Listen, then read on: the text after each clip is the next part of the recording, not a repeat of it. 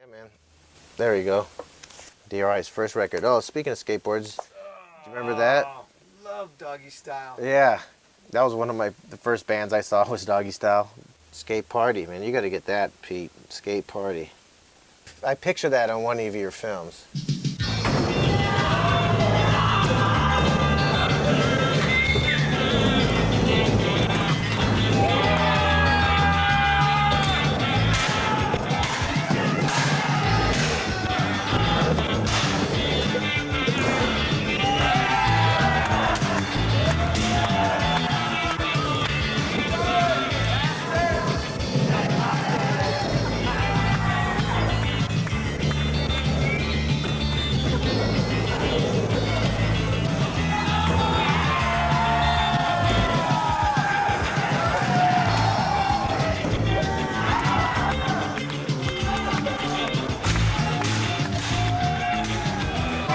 Go.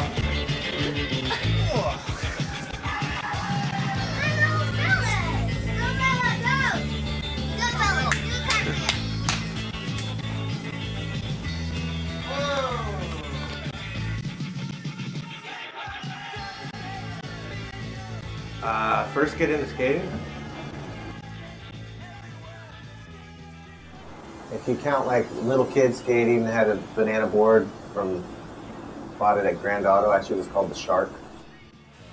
This one was mine or ours, my brother and I's, when we were kids, like little kids. And this one stayed around, so it's fiberglass. I know, super rad. He's got the wheels from the Makaha board he had on it. And what do we got here? Some Veriflex on the back. Nice. I like the grit tape job. That's super how it came. classic. I think it came from the department store like that, probably. Later in the 80s, we saw guys skating down the street when we were kids because we lived in the hills, and after seeing that, and they were sliding was all in, and then we were like, we gotta do that. And so actually bought the board off one of the guys that was sliding down the hill. And this one was actually my first like real skateboard. It was a Doug Saladino Pine design. Obviously now it's all in pieces. Look at the tail. I think I cut that, but I honestly used to ride boards. Why did you cut it? I think we were doing like skimboard down the stairs type shit, you know, like. But yeah, you had the Go Skate, because that's where you got all our stuff back then from the dad. Which one? San Mateo. I probably bought it from Fedge. He worked there when I was a kid. He was one of the guys. So this was the sickest. 3 favorite tricks. Frontside grind. Can't go wrong there. Frontside slappy, does that count as a frontside grind? Just because you could do that all over when you're just cruising around. If I could do a good tail tap lately, that stokes me out. Just that feeling of hanging for a second and then dropping. What about Hewitt though? The tail block the fakie? Absolutely not. Sure, when I was a kid I invented all sorts of tricks. Probably other people did too, the same tricks, but I thought they were mine. Like a one-footed carve? One-footed carve? Yeah, but I'm sure guys did that probably 10 years before I did that. I used, at Wheatberry's ramp, I did this one called the rewind grind. Yeah! What Jake says is bullshit, but it was like a frontside grind, take your back foot off, throw your board, then kick backwards and then do a fakie grind and then come back in.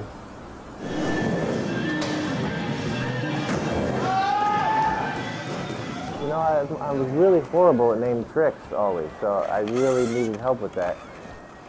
I used to like to always learn tricks where I kind of took something off or mixed the two tricks together. Like I wanted to learn do a boneless and a grind, so I did like a bean plant to grind, which that might have already been a trick too, but that kind of was something I did. Or I did one which ended up being called the oxtail grab, but I don't know. But the backside grind, 50-50, grab the tail, take your back foot off on the platform, and then just drop back into the ramp. That was one I think I made up, but I don't know what else. Yeah, see, that's what I try to do. Just run and jump and see if you can land back on your board, or knee slide and then jump back on your board, or take your feet off and do like a hang 10 and then drop in. It was all this little trickery. I don't know why I keep all this stuff. The old rails, that's what we had, of course, back then. But yeah, this is how we used to ride our boards down to this, like literally, I'd ride my board, like this was how close the tail was, how small the nose would get. You just ride the fuck out of it. And this was a Chris Cook. I had Chris Cook sign it in '99. Look at that, he put the year. Fuck yeah, we went to Vagabond. It was sick. But yeah, man, I used to ride it fucking down. So this one's a BK. Got this. I was doing a job at someone's house and this guy was using it to move engines when he was working on cars. And I was like, whoa, I know that guy, I love that. And he was like, oh, that's your friend? Here, you can have it. And he gave me the board. That's why I was like, Bryce, you know, was this board that you rode maybe? And he's like, Veriflex truck. No, I didn't ride that board. So yeah, but that's a sick one. This one I got at some guy's house. He said that they, in San Francisco, and he said they used to make their own boards. It was on his wall, and he's like, oh yeah, we used to make our own boards. Some guy in the Sunset. And these are just some like old ones. Got some metal wheel ones, which I'm stoked because it has like a little peace sign on it and like someone's phone number. I should probably give it a call. 24 Ultra Flex. It's got Skateboard City, San Francisco on the back. With some Huffy trucks and some OJ wheels. This thing's fun. This one's a Bulldog Designs. When we went down to Venice like 10 or so years ago, we skated Gonzalez Pool with Ray Flores and we went back to a shop and they stoked me on a board. So I've had this in a stack forever thinking I was gonna hang it up, but then I was like, you know what, when I got it, I wanted to ride it. So actually I just put it together and it's pretty fun. Doing some longboarding. I remember I went skating with my friend, he goes, yeah, we're building a skate park in Palo Alto, and being like, what? No, there's no possible way. Because in the 80s, they didn't have skate parks like that. When the rain comes, where will we all run to? Where will we go? We've got to find you, Luke. Where are the saints? Where are the saints? We've got the blood that boils, this blood taints. You just wait for action, wait for action. 18 is 18 nights, still waiting for a sign. 20 cigarettes, just ready. We just wait for action, wait for action. And through the misty night, stopping on every side. There's no relief inside. We're on stage, just wait for action, wait for action. Here we go.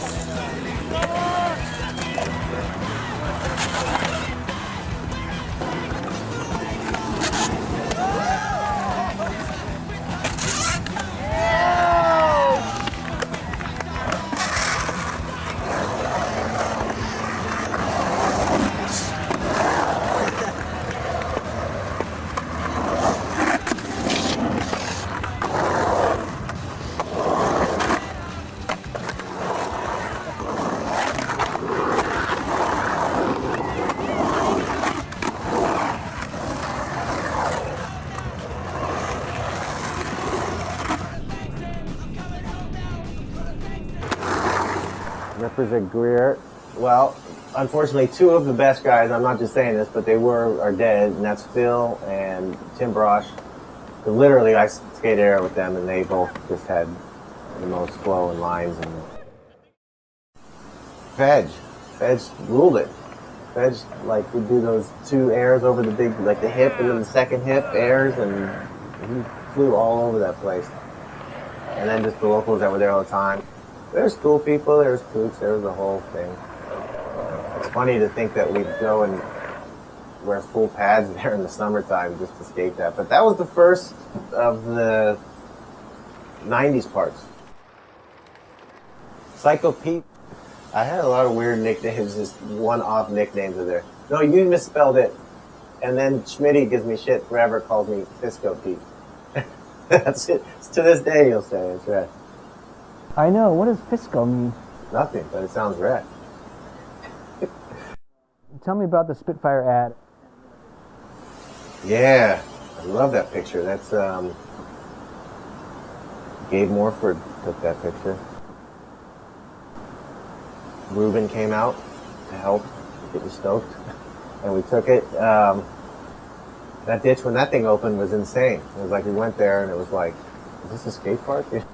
But for us, it was all about just how high you can go on that thing and go as fast as you could and all that stuff. So I went there and I told Gabe, yeah, we're gonna do this and that, and I was like gonna grind this little nook, and he was like, nah, it doesn't look good. And he's the one who said, like, dude, bean plant right there, and I'd never done that before. And I had a bunch of tricks I thought were cool there, but he's like, try that, and I tried it, and it was like, oh, it kind of worked. So it worked out good. I love that picture. I think that might be one of my most favorite pictures that someone took. That was Ruben, my main man Ruben, who put all that together, and he's the one who made the Ox, who nicknamed me the Ox.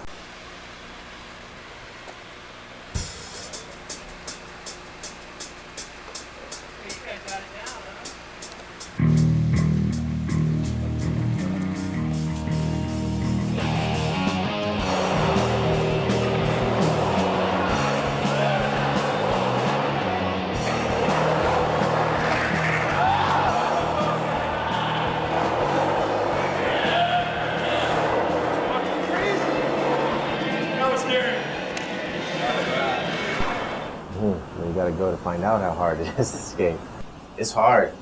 It's rad because you got to take a hike, you got to take a boat, you got to sweep the fuck out of it, and then I love when people show up with just their regular skateboards and go, you know, I don't get it. But you got to have bigger wheels, kind of softer wheels, and you got to totally change your pump from going like this to like that, and it's a whole nother experience.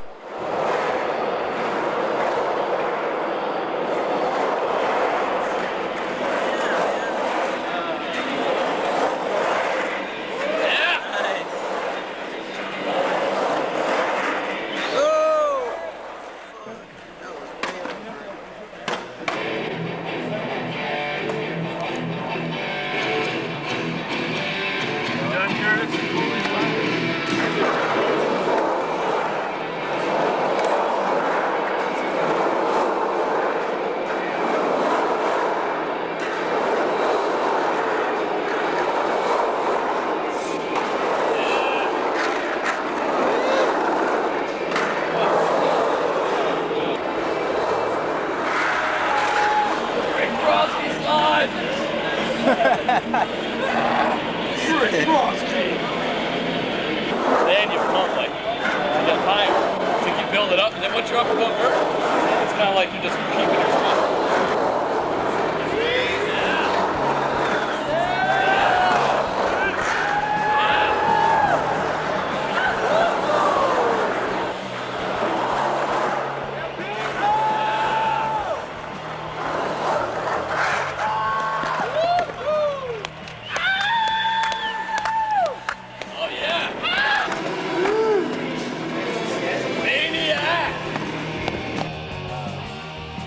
Well, that was after getting stoked by Ruben and those guys and getting hooked up. Greg Carroll hooked me up at Think and sponsored me there, and Jake at Thrasher was stoking me out. And they decided to take me to the Tampa Pro. And I was like, all right. And so we went out there, and it was funny because the night before we left, I skated at Jake's ramp because they built a ramp at Jake's warehouse, which now is still there, the Thrasher ramp. I don't know what you want to call it, but I was learning some, like a disaster or something. I don't even know. Like, I was skating there, totally fucked up, hurt my knee pretty bad. Like, I could barely walk. And then that night I had to play a show at the Cover Wagon, which was ridiculous, and then flew out the next morning, which now I would never do that. But did it and thinking like, oh, I'm just going to go. I can't even really, my knee's fucked. I'm fucked, whatever, I fucked up. And then went there and just like hanging out, got a hike. skating the street course. First thing I did was like take out Caballero shins on the mini like street course thing. I didn't know. I was like they probably thought, who the fuck is this joker? I was hyped to death. It was cool, and so I didn't know what they wanted. Like I'm like, so do you want me to do the street contest, like the obstacle? What do you want me? And they're like, no, the vert. I'm like, vert? I'm not even. I can, like Bob Burnquist was there, Tony Hawk was there. You want me to do the vert contest? I thought I was gonna do like some jumps and do my little like, well, I'm doing a hang ten, yeah, whatever, dude. And it just, so we did the vert contest, and Max Schaaf was like, just do every trick that you ever learned, or do every trick you ever made up and ever learned. So I just like, you know, whatever. It was just hype. The energy was probably pretty rad. So I just tried everything I could do, and it worked out pretty good. It was funny because I qualified second. Like Tony Hawk beat the Ox. Like it was just like, what? You know, they were just laughing. Like the guys like Greg and Peter and those guys were just cracking up. But then other guys were bummed. Like some guys came up to me and they were like, yeah, that sucks that so-and-so couldn't get in the thing. And then like this other guy who works for Powell was like, yeah, some guys are pretty upset. But then I was like, man, is this how contests are? This sucks. Like I got bummed. I really did kind of get like bummed.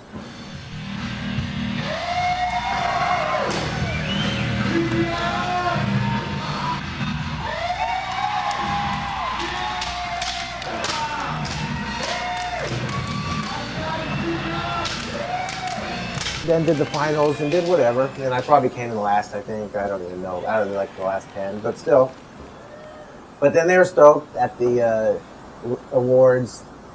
Brian gave me $100 just for like coming out. Hey, we just want to give this guy $100 for coming out. So I was like hyped.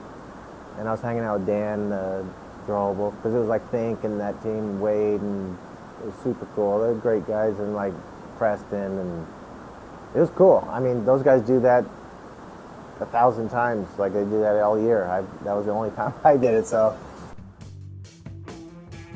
this is Japan. This is my Thrasher Mako cover that never made it. And then once Bryce was over and Bryce was doing the indie book, and I go, oh man, you guys see this book, this picture, since it's indie, you know, indie air. And he was like, oh, I gotta have that, you know. It's the perfect timing. He got the perfect timing on it. Makes it look like I'm upside down. Tsuyoshi took the picture. That's when I first met him. It was a rad shot, but I guess it just didn't make the cut. Tsuyoshi's my main man from Japan. Pelham Crew. He's my, he hooks me up. He sponsors me, makes me a board. He's taking me to Japan. He's rules. The best. Is that who you ride for now? Yeah, Pelham Skateboards. You have a board out with them? Yeah, check it out. I put this up because this was, Tsuyoshi made me a board, Pelham, Team Pelham, Pete the Ox. And anyway, when I went there to Japan, after he did it, I had all the guys on the team and just everyone who was hanging out sign it in Japanese and English, but I was super stoked. Those guys are awesome, rad dudes, and I was hyped to bring it back. Pelham Crew. Well, the first time I didn't know anything. I went with Jake, and they took me on a trip. It was Jake and Luke and Karma. Just Thrasher was going to the Love Skatebaording, and I've been getting a lot of miles out of that trip.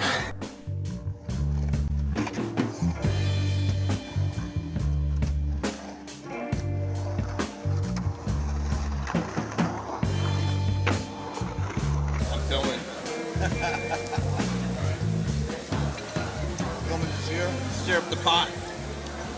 Yeah. Tuesday night fights. How was that? Well, when I first went there, Jake lived there, and maybe Julian lived there, Andy always lived there, different people lived there through the years. And Chris ended up moving in, I think then Kevin lived there for a long time, and they set up those Tuesday night sessions that were just bonkers. Like you'd show up and walk through the door and there'd be just feet lining them, and that wasn't a big ramp, it was a pretty small ramp, and they're just, every bit of the decks were just filled, and music, and Tuesday night just go off. People be taking it out there. session to one-man army. It was rad.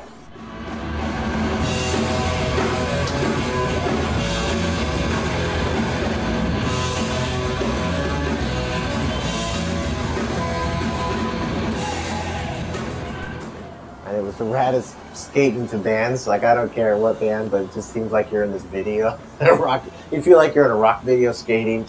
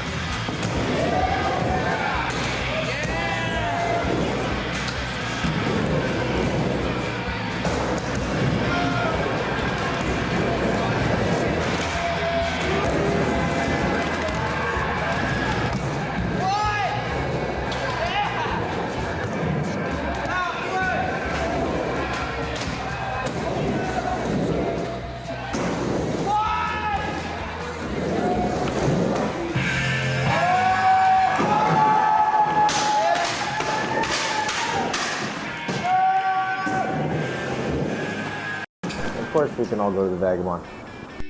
Because it was a definite all hands on deck, pool to skate, and so anyone wasn't gonna be like, oh, we're all here, oh, we gotta leave now. It was like, shit was raging there at that time, so it was just a rad meeting space. And some friends from LA came up.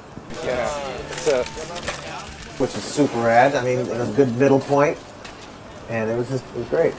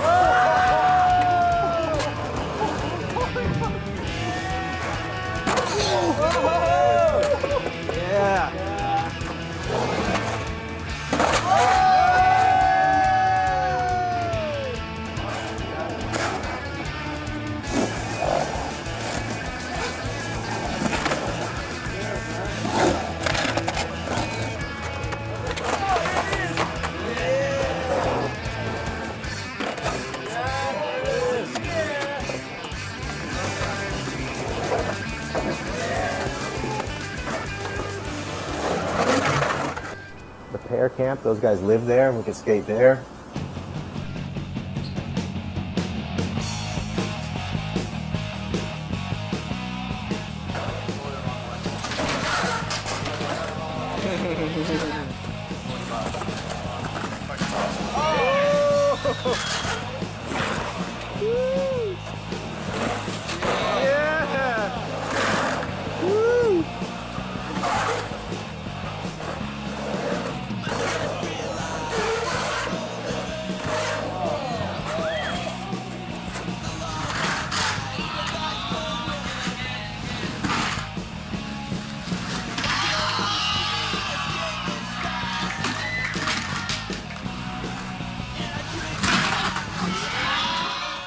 We got pretty rad on our bachelor party. It was pretty cool. Actually, the best session on my bachelor party was at the full pool. These bars hanging out. They don't look like kids. They act like kids. Yeah! We went to the hotel and had a full-on session of like who could do the best trick into the pool.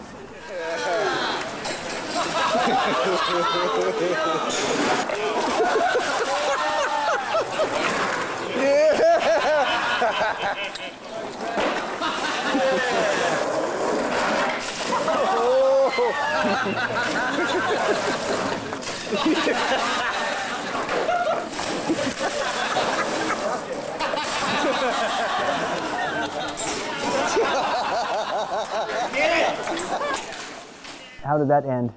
With Farmer diving, like slipping out on a mock corner car.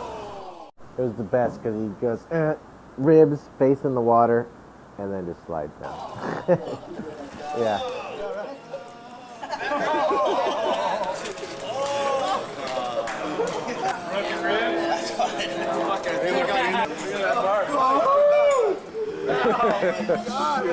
Let's see, Farm.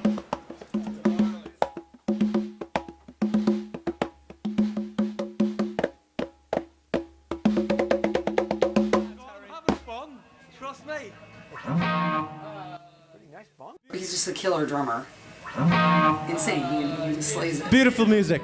This is the one. You ready? You ready? I'm ready. Are you ready? Yeah, I'm ready. Getting better at 21.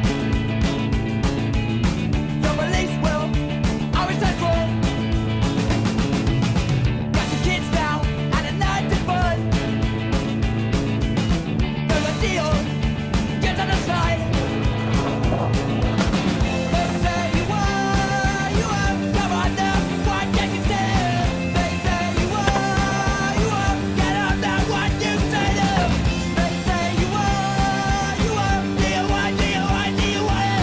They say you are, get up now.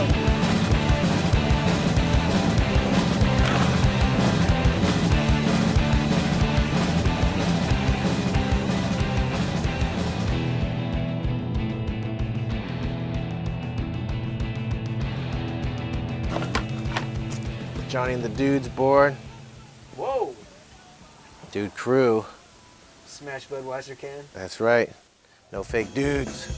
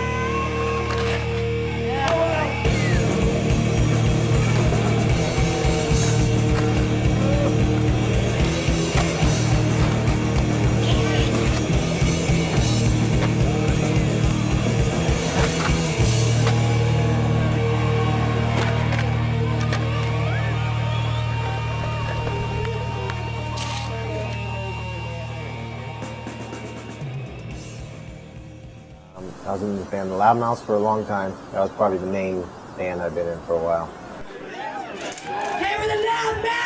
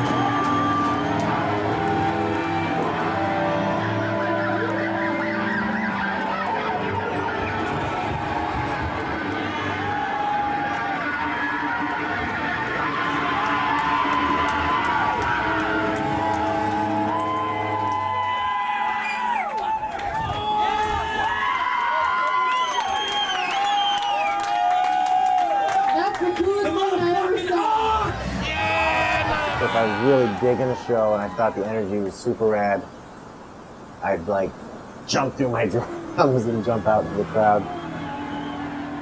I don't know. Now I think about whatever. But it was energy. Really, for me, it's all about energy, and I love the energy of rock and roll and music, and obviously skateboarding. Usually when we knew when the show was over, it was when Pete kicked all the drums out, just, you know, threw everything out. That was kind of his trademark, because that made it like kind of more exciting and fun.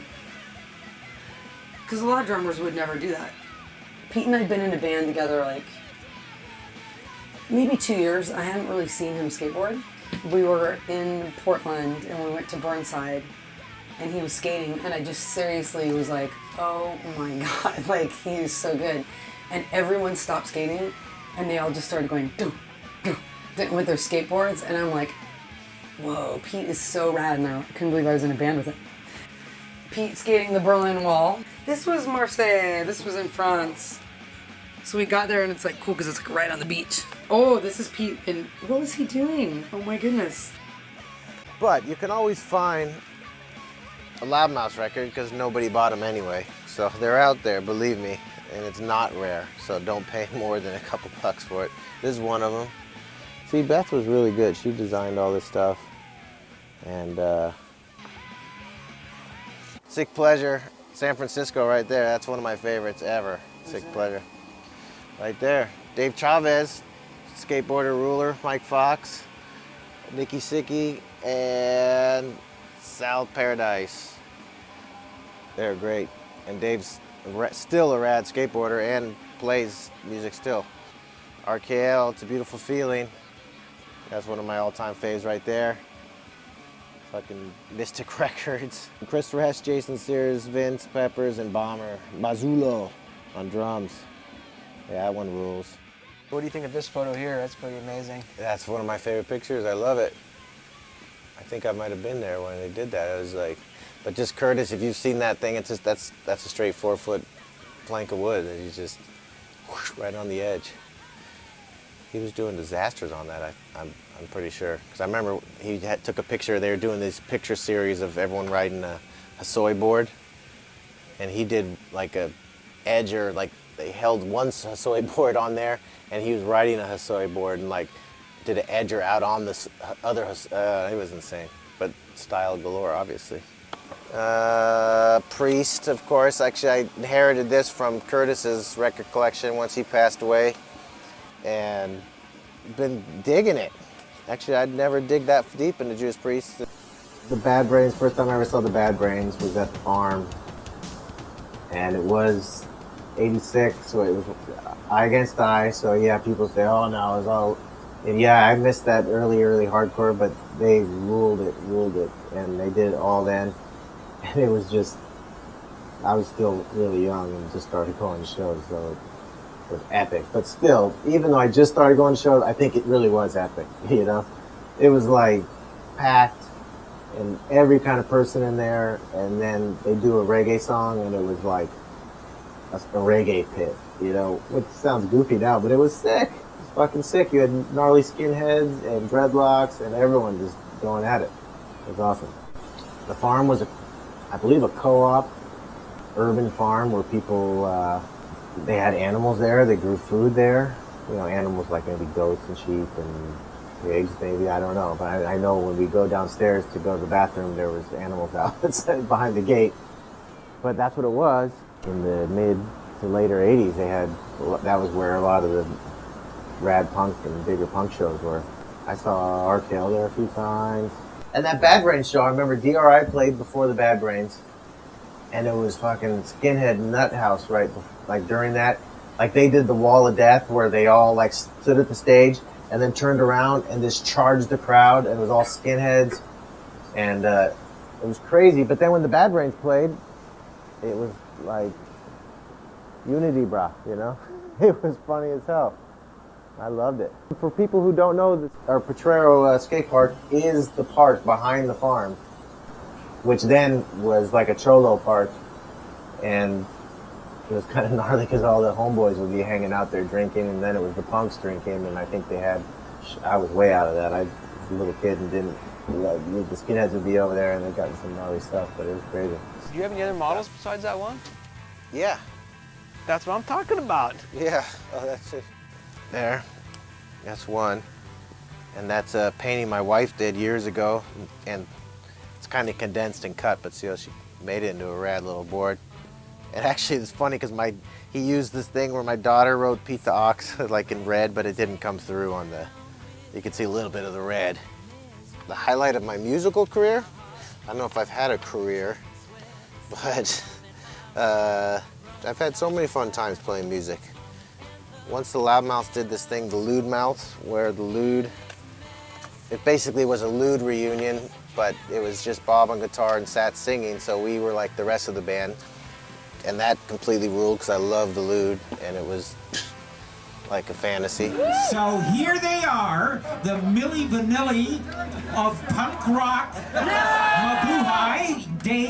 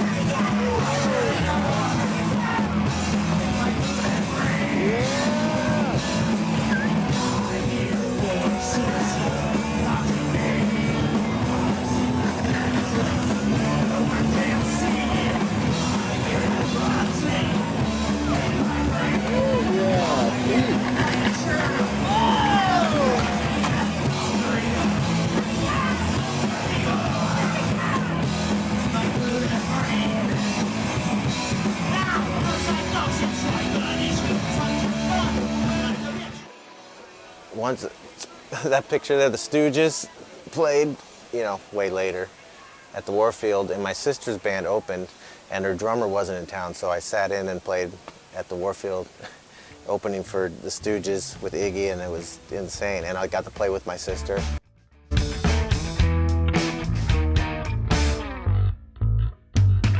She walked in That with was her really big cool. black boots. So tell me about your sister and her band.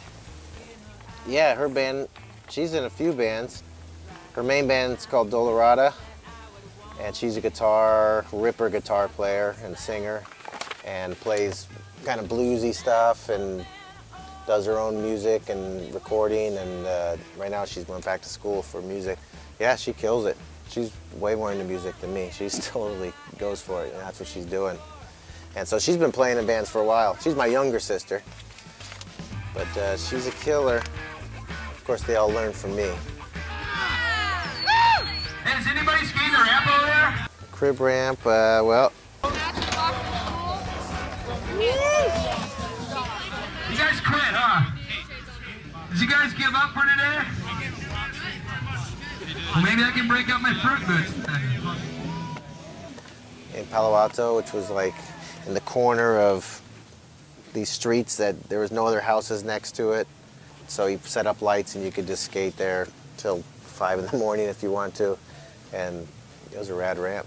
I think the original crib ramp was at this house in Menlo Park where Schmitty and Ryder and Kai and all those guys lived.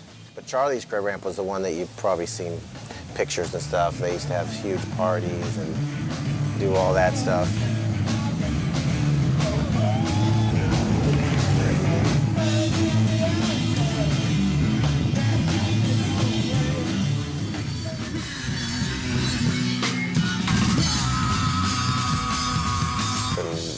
Every, I don't know, Tuesday nights or something, they'd have come skate night.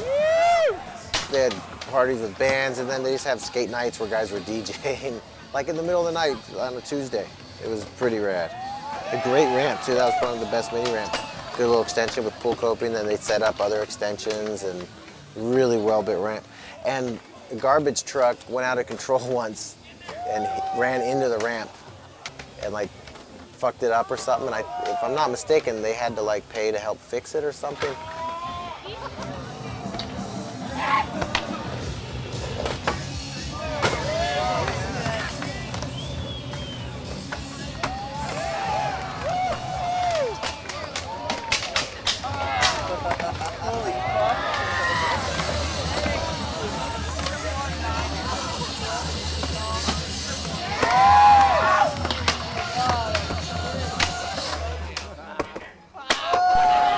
I love skateboarding. I feel like it had. Any famous last words? Just keep the energy going. It's all about being hyped. I want to, I don't know, say thanks to my family, my parents, for always being supportive of me, or whatever. And of course my wife, Lisa, my daughters, Lily and Bella.